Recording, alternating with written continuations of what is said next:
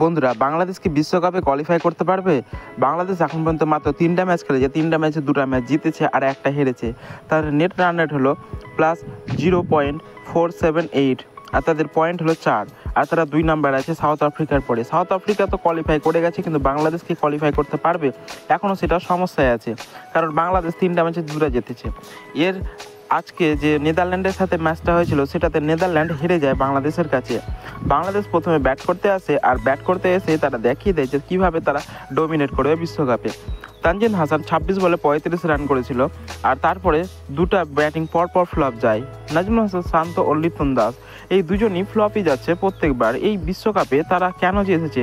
তারা বাংলাদেশ এক্সপেরিমেন্ট করছে একটার পর একটা, কিন্তু তবুও তারা ভালো ব্যাটিং খুঁজে পাচ্ছে না। আজকে ভাগ্যিস যে সাকিবুল হাসান 46 বলে 64 রান করেছিল, সে 9টা 4-এর সাহায্যে।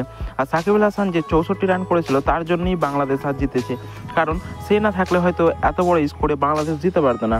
আর মাহমুদুল্লাহ রিয়াদ ব্যাটিংটার কথা যত বলবো ততই কম হবে। বাংলাদেশের সবচেয়ে এক্সপিরিয়েন্স ও ভালো প্লেয়ার হলো মাহমুদুল্লাহ রিয়াদ আছে বলেই বাংলাদেশ আজকে এইখানে পৌঁছেছে। মাহমুদুল্লাহ রিয়াদ এই ম্যাচে 21 বলে 25 রান করেছে, 2টা 4 আর 2টা ছক্কার সাহায্যে। আর তারপরে লাস্ট ফিনিশিং করেছে জাকির আলী মাত্র 7 বলে 14 রান করেছে, 3টা 4-এর সাহায্যে।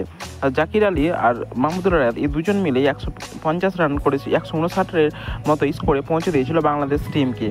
নেদারল্যান্ডের দিক থেকে সেরকম কেউ ভালো বল করেনি, সে শুধুমাত্র ভ্যান ম্যাকরিন 2টা উইকেট নিয়েছে, আর এর দত্ত 2টা।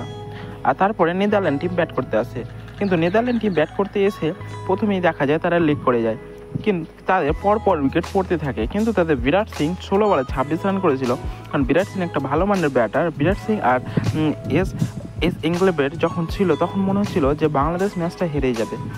তারপরেই মাহমুদুল্লাহ রিয়াদ আর রিশাদ হোসেন এই দুজন মিলে বল করে, আর সেখানে আউট করে এজবেট ও বিরাট সিংকে। আর তারপরেই তারা সেখান থেকে ম্যাচে আর ফিরে আসতে পারেনি। এডওয়ার্ড মাত্র 23 বলে 25 রান করেছিল, সেই ছিল নেদারল্যান্ডের লাস্ট উম্মিদবার। আর তারপরে সেরকম কেউ খেলতে পারেনি। আর এভাবে বাংলাদেশ টিম ম্যাচ জিতে যায়। বাংলাদেশের দিক থেকে সবচেয়ে ভালো বল করেছে রিশাদ হোসেন 4 ওভারে 33 রান দিয়ে 2টা উইকেট নিয়েছে। আর তাসকিন আহমেদ 4 ওভারে 30 রান দিয়ে 2টা উইকেট নিয়েছে। আর বন্ধুরা, তোমাদের কি মনে হয় যে বাংলাদেশ কি এবার বিশ্বকাপ নিতে পারবে? কমেন্টে অবশ্যই জানাও। আর এরকম ভিডিও পেতে আমাদের চ্যানেলটিকে সাবস্ক্রাইব করে রাখো।